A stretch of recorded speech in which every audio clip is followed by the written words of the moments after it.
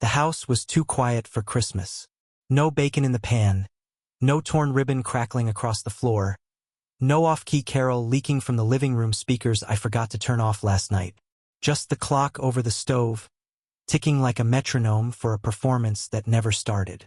I followed that sound to the kitchen and found a single folded sheet placed exactly where my coffee mug usually sits. My name written in my daughter's careful loops. Dad. I didn't open it right away.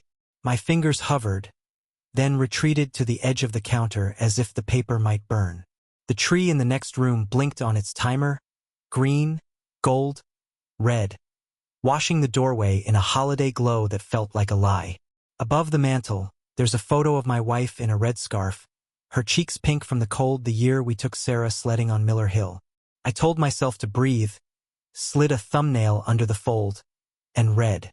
They went without me. The words weren't cruel. That was almost worse. They were tidy like Sarah at 8, lining up crayons by color. We decided to take the mountain trip as a family, just us. You should rest, Dad. We'll be back after New Year's. Don't worry about the money. I set the note down as carefully as I had picked it up.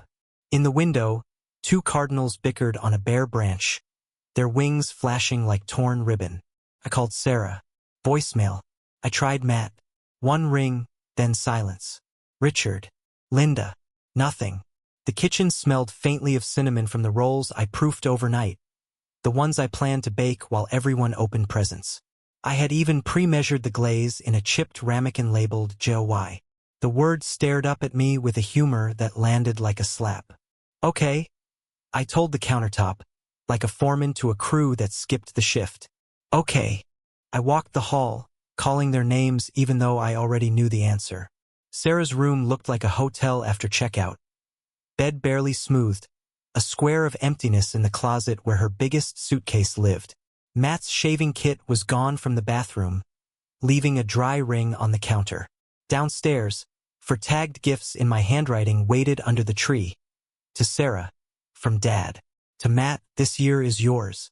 To Richard and Linda, thank you for becoming family. I steadied myself against the sofa and noticed the indent of last night's conversation in the cushions, where they'd assured me we'd all leave together at dawn. Dad, stop triple-checking, we've got it. My phone buzzed. A neighbor. Merry Christmas, Julian. Hope the Herrera crew is making noise over there. I typed and erased 3 replies, finally letting the notification fade. The silence grew teeth. In my office, the beige filing cabinets hummed their old song of order. 30 years running a construction company taught me the comfort of paper trails. Contracts, receipts, invoices that tell a clean story in black ink.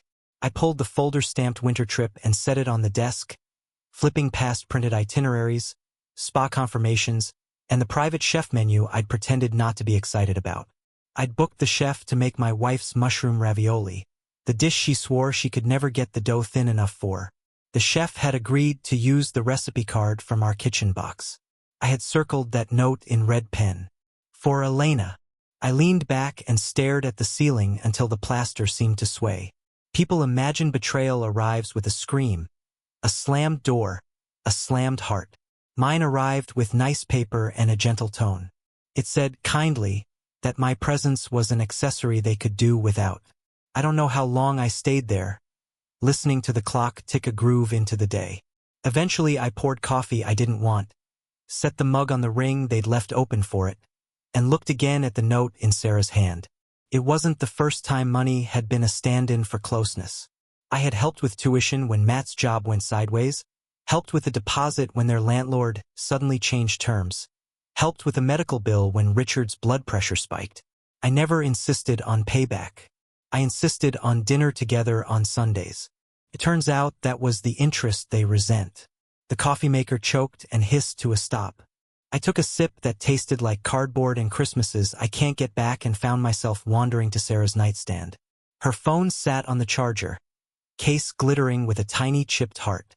She must have sprinted out the door, mind on boarding passes and matching flannel pajamas for the family mountain photo without the family part. I told myself I was only checking for an emergency contact, something reasonable. The phone lit under my thumb the way it always has since she was 16, and asked me to help her pick a passcode that wasn't 1234. We chose her birth month and day. I entered it. The world behind the glass opened. The first thing I saw was a wall of messages. A group thread pinned to the top with a string of snowman emojis. Mountain Crew. My name popped up twice in the preview bubbles. I told myself I'd close it. I didn't. I scrolled. At first, it was logistics. Flight times, ski rentals, which night to try the fondue place. Then the tone kinked. He's insisting on coming. Sarah typed, 2 weeks ago. Someone I didn't know replied, can you just tell him no? Then this from Sarah. When he pays, he thinks it's a package deal. Another bubble. ATM with opinions. The laugh emoji made my ribs feel like someone had reached inside and twisted them. I sat on her bed. The mattress sighed the way it did when she was 8 and would leap into a pile of laundry and call it snow. The phone grew heavy. More messages. We'll leave early, it's easier. He'll manage. He always does. He loves quiet time. He needs boundaries. One of them added, he'll pout a week then get over it. A later message from Sarah. He won't cut me off. He never does. Elena used to say love is a habit more than a feeling. Habits you keep even when they cost you. I've kept a lot of habits since she died. Sunday dinners. Checking the smoke detectors on the 1st of every month. Pretending Sarah's lapses were phases, not patterns. I stared at the chat until the names and bubbles blurred into a smear of gray. Then I closed the phone, placed it back on the charger, and returned to the kitchen to wash a mug that wasn't dirty. There's a point in any job where emotion is a liability. On a site, it's the moment a beam slips and you have to choose mechanism over panic. I rinsed the mug, dried it carefully, and set it mouth down on the rack. Then I wiped the counter where the note had sat. As if the paper had left a stain the cloth could lift. My hands stopped shaking. Something inside me that had been sagging from its own weight found the pocket of the right tool belt and settled there.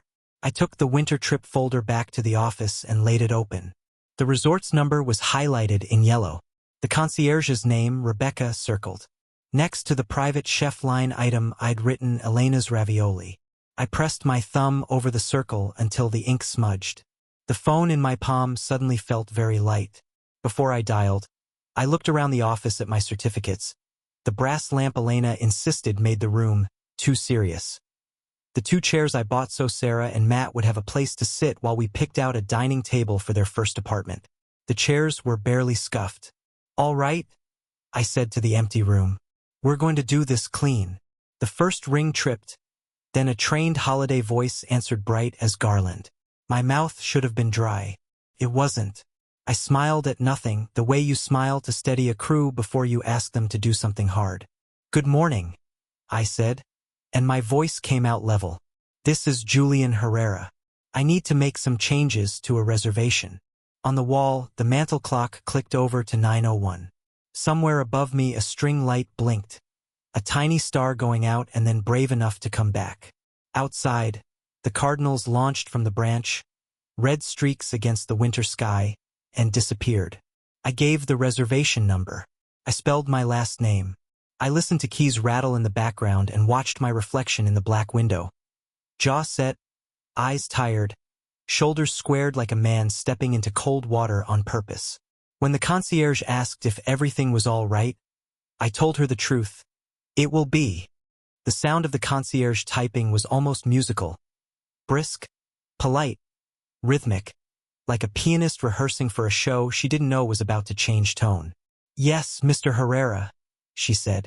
I see your family checked in last night. Everything seems to be in order. How can I assist you today?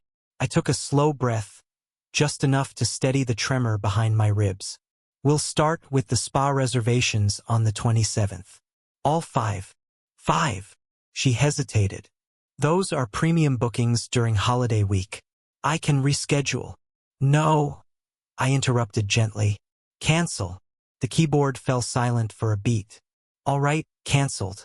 Anything else, Mr. Herrera? The private chef on New Year's Eve. The wine tasting. Ski lessons. All of them. I drew a red line through each activity in my planner as she confirmed. Every stroke felt like cutting a thread that once held me to them. When she reached the end of the list, her voice was softer. "May I ask, is everything all right, sir?" "Everything," I said, "is exactly as it should be." I hung up, stared at the muted reflection of myself in the laptop screen, and waited for the anger to come back. Didn't. What filled the room instead was a quiet sort of order. Like after a storm, when the debris has stopped moving and all that's left is to rebuild. I opened the next drawer. Inside, every folder was labeled by year and category. College tuition, wedding, housing, credit cards, car loans.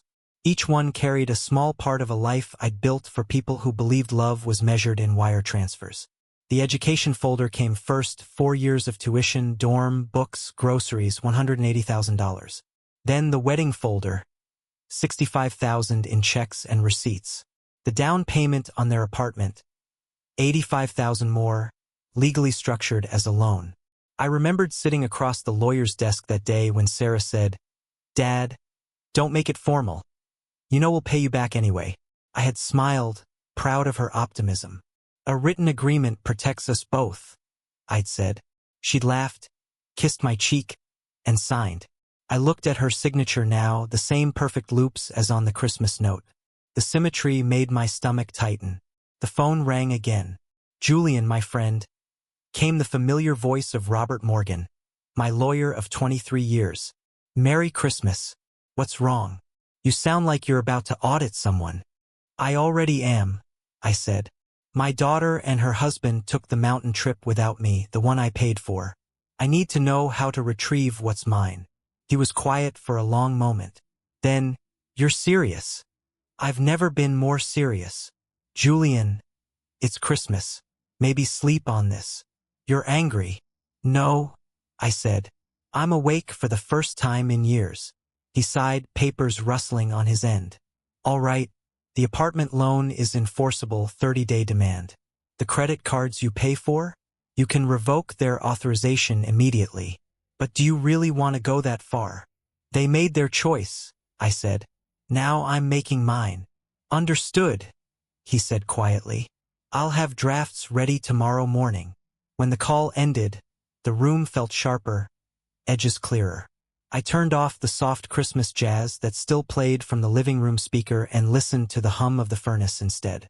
Minutes later, my phone vibrated again. Sarah's name. For a heartbeat, I almost ignored it. Then I pressed answer.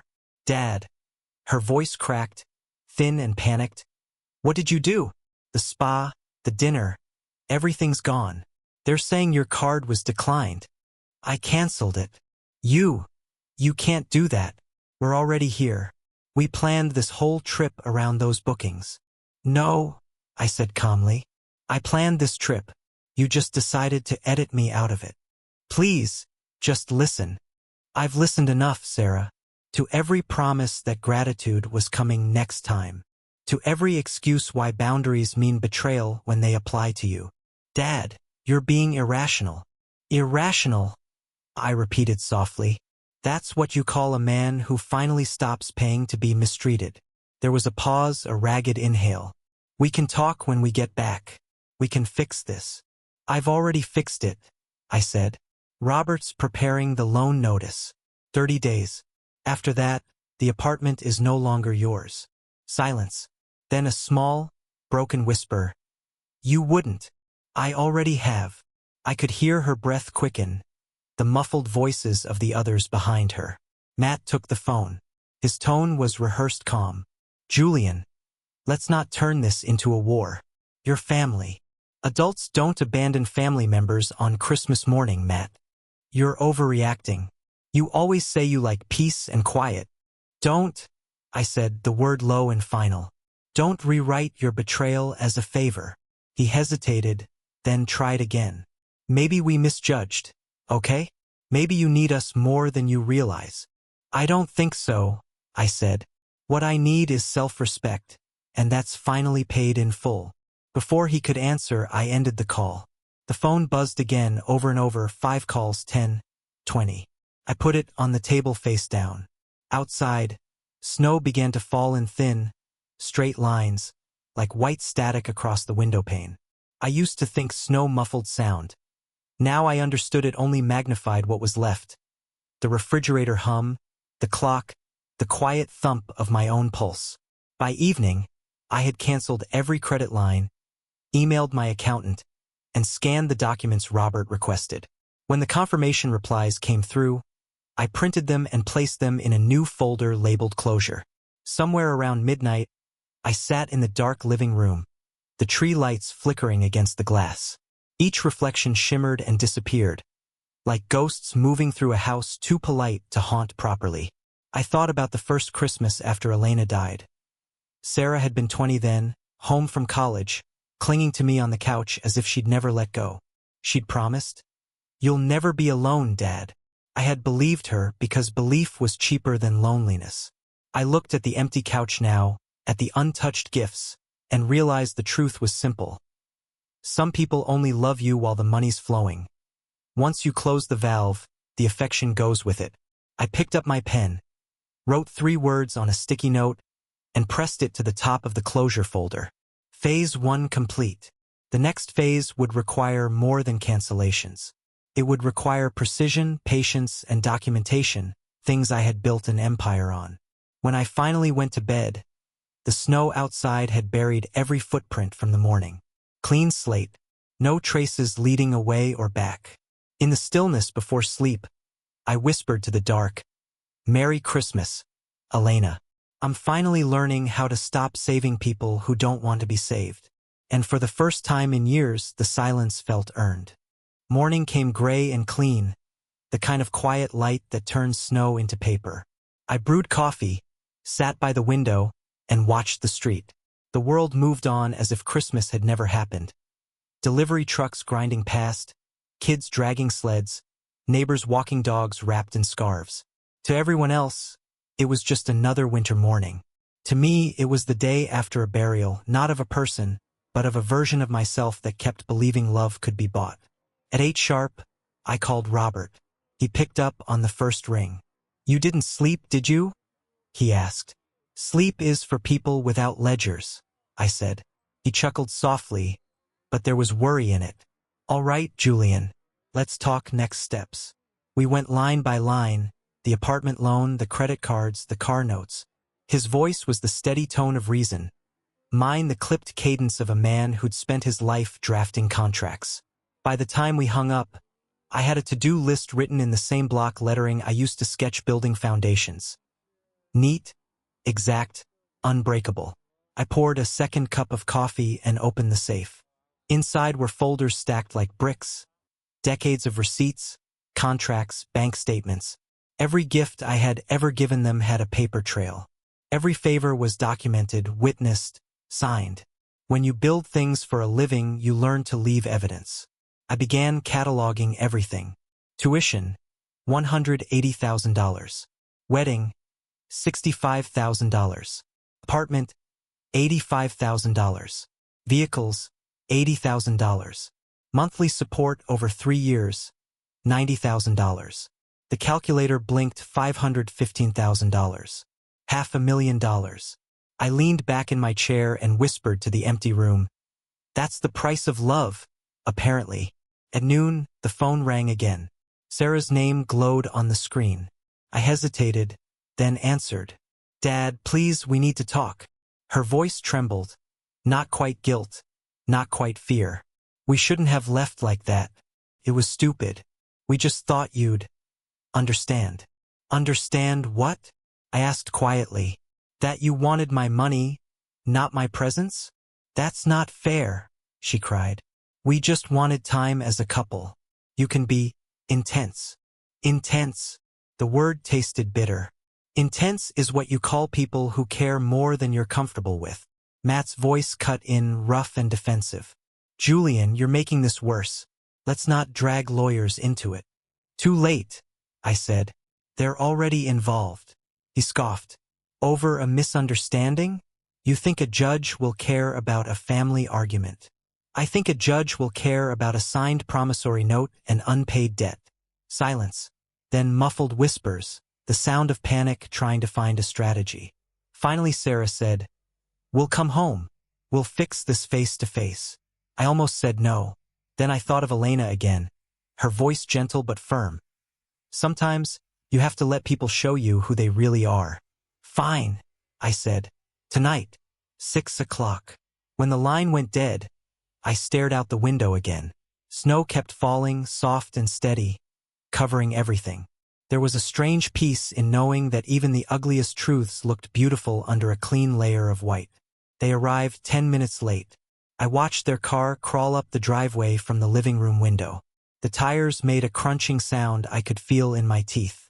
Sarah stepped out first, eyes red, clutching a tissue that had already lost the will to hold itself together. Matt followed, jaw tight, trying to look composed. Behind them came Richard and Linda, older, smaller than I remembered, their faces drawn with something between guilt and exhaustion. I opened the door before they could knock. "Come in," I said. They hesitated, like stepping onto holy ground they didn't believe in anymore. The warmth from the house fogged the edges of their coats. "Dad," Sarah started, "we're sorry. We never meant for things to get this far." "Sit," I said, pointing to the couch. My voice surprised me. Calm, controlled, the voice of a man running a meeting, not a family reunion. They sat. The Christmas tree still glowed in the corner, silent witness to the fallout of its own holiday. Matt cleared his throat. "Julian, look, we made a mistake. A big one. But this calling in debts, freezing accounts, it's extreme." I nodded slowly. "Yes, it is. Almost as extreme as leaving a man alone on Christmas morning after taking his money." Sarah reached for my hand, but I pulled back. "Please," she said. "I'll pay you back somehow. Just give us time." "You already had time," I said. "Years of it. You used it to build a life on my generosity. And when I wanted 1 week of your company, you took the trip and cut me out." Richard spoke then, voice trembling. "Julian, we thought you'd understand. We're all adults. Sometimes." I turned to him sharply. "Adults keep their word." The room went still. Then Matt leaned forward, hands clasped, his voice low and dangerous. "You're pushing us into a corner. You know that? And when people get desperate, bad things happen." I tilted my head. "Are you threatening me, Matt?" He forced a smile that didn't reach his eyes. "Of course not. I'm just saying you're not young anymore. Anything could happen. A fall, a break-in, an accident." The air went cold. Even the tree lights seemed to flicker smaller. I stood slowly, walked to the side table, and pressed a button hidden beneath a lamp. A soft beep sounded from the wall. My security system coming online. 6 cameras across the property, all recording. "Funny thing about getting older," I said quietly. "You learn to prepare for accidents." Matt blinked. "What the hell does that mean?" "It means this conversation has been recorded since you walked in. And if you keep implying threats, I'll make sure the police hear every word." For the first time, real fear crossed his face. "You wouldn't." "I already have a copy uploading to the cloud," I said. "Robert gets alerts for every new file." Sarah started crying again, louder now, raw. "Dad, stop. Please. We can talk about this." I looked at her, really looked at her, and for a moment I saw the little girl who used to beg me to push her higher on the swings. But that girl was gone. The woman in front of me knew exactly what she'd done. "This isn't about talking anymore," I said. "It's about consequences." Outside, sirens began to echo faintly in the distance. Matt's eyes darted toward the sound. "You called the cops?" "I reported a threat from a family member," I said evenly. "They'll want to hear your version, of course. You can tell them about the accidents." He stood abruptly, panic breaking through the arrogance. "This is insane." "No," I said. "This is documentation." When the red and blue lights swept across the window, Sarah let out a sob that cracked something deep in the room. The officers entered quietly, calm but firm. I handed one a printed screenshot from the camera feed, time-stamped, clear as day. "Mr. Herrera," the older officer said after reviewing it, "you did the right thing." He turned to Matt. "Sir, you're under arrest for making criminal threats against a senior citizen." The cuffs clicked. Matt's eyes were wide, pleading now. Julian, please, don't do this. You already did, I said. As they led him out, Sarah tried to follow, but I caught her arm. You should go with him, I said softly. He'll need someone to remind him what choices cost. She looked up, mascara streaked, lips trembling. You're destroying us. No, I whispered. I'm just stopping the payments on my own destruction. When the door closed behind them, the house was quiet again. The same quiet as that morning, but different somehow. Not hollow anymore, just clean. I walked back to my desk and added a final note to the folder labeled closure. Phase 2 complete, enforcement successful. Then I turned off the tree lights and sat in the dark, listening to the snow fall, steady and unbroken. The snow outside had turned to ice by morning, crisp and bright beneath a sun too weak to melt it. I sat at the kitchen table, coffee steaming beside a pile of legal papers. For the first time in days, the house didn't feel like a tomb. It felt like an office again, a place of function, purpose, precision. Robert arrived around 9, his overcoat still dusted with frost. He placed his briefcase on the table, eyes scanning the scene.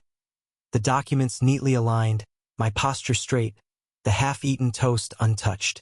You've been busy, he said. I've been thorough, I corrected. He nodded. That's you, Julian. Always were. He opened the case, sliding out a stack of forms stamped with official seals. Everything is ready. The collection notice for the apartment loan, withdrawal of credit guarantees, termination of authorized users. You'll be free of any financial liability within the week. I studied the pages. They think I won't go through with it. Robert sighed. They're about to learn you don't bluff. He hesitated then, leaning forward. But I need to ask. What's your endgame here? Money? Justice? Neither, I said. Peace. He looked at me for a long time, then slowly nodded. You're getting there. 2 days later, the headlines hit. Local man arrested for threatening father-in-law on Christmas. It was a small article buried in the metro section, but news travels fast in quiet towns. By noon, 3 of my old business partners had called, half offering sympathy, half wanting the story firsthand. That night, my cousin Margaret called. She didn't waste time with small talk. I've been getting calls, she said. From who? Sarah. Then Matt's parents. They're telling everyone you've lost it. Paranoid, controlling, trying to ruin them for leaving you alone for one holiday. I chuckled softly. They coordinated even this. I know manipulation when I hear it, she said. They were practically reading from the same script. They're painting you as unstable before the legal dust settles. Reputation management, I muttered. They always did think like marketers. Margaret's tone softened. I know you, Julian. You're lucid as ever. But if they're spreading rumors, document it. Write everything down. Save messages. Protect your name. Already on it, I said. That night, I opened a new folder, Family Campaign. Phase 3. I began listing everything Margaret reported. Time, caller, claim. Then I added witnesses who could vouch for my stability. Robert, my accountant, neighbors who'd known me for decades. Evidence, not emotion. That was my language now. The next afternoon, the doorbell rang. I checked the camera feed before opening the door. Sarah stood outside, clutching a bouquet of lilies, the same kind I used to place on Elena's grave. Behind her were Richard and Linda, their faces weary but strangely determined. I opened the door without greeting. Dad, Sarah said, voice trembling. Please, I just want to talk. Then talk. They stepped inside, the smell of winter clinging to their coats. Sarah placed the flowers on the table, then turned toward me with rehearsed sincerity. I've been replaying everything in my head. What we did was awful. I can't sleep. I can't eat. I just want you to forgive us. Her voice cracked perfectly on cue. Too perfectly. Behind her, Matt wasn't there. But her phone was angled slightly on the coffee table. A small red light blinking near the corner of the case. Recording. I smiled inwardly and played along. You're sorry. Yes, completely. We were stupid. Selfish. I tilted my head. You mean when you took my money and excluded me? Or when you started recording this apology? Her face drained of color. What? I pointed at the phone. You angled it toward us before you sat down. The camera's reflection is in the picture frame behind you. Amateur mistake. Richard stammered. We just wanted proof you'd forgiven her. Proof, I repeated. Forgiveness as content. How modern. I stood slowly. You're still lying, Sarah. Even now. Dad, please, she sobbed. We're desperate. I nodded once. That's the first honest thing you've said. They left soon after, silence chasing them out into the cold. As the door closed, I felt something strange. No anger, no satisfaction, just relief, like setting down a load you didn't realize was crushing your spine. That night, I made one last change. I opened my estate file, the one I'd updated every few years since retirement. I crossed out the names Sarah and Matthew Thompson and wrote 2 new beneficiaries, Margaret Ellis and the City Children's Hospital. Under notes, I added, removed due to sustained betrayal and exploitation. When I finished, I signed my name and pressed the pen down until the ink bled through. Weeks passed. The legal machinery turned, slow but relentless. The apartment sold. The funds transferred. Matt's record made it impossible for him to find steady work. Sarah took a cashier job at a grocery store. I didn't celebrate. I just lived. Then, one morning in February, a thin envelope arrived, no return address. I recognized the handwriting instantly. Sarah's. Dad, I know you don't want to hear from me, but please listen. We're at Uncle Carl's trailer now. Me, Matt, his parents, and their kids all crammed together. Richard's sick. Linda can't walk much. I'm working 2 jobs just to keep us fed. Matt's trying, but no one will hire him. I know we did terrible things. Please, if there's any love left, send $500 a month so we can survive. We've learned our lesson. Love, Sarah. I read it twice. Not once did she mention remorse, only need. The old pattern in new packaging. I folded the letter and slipped it into the closure folder without a word.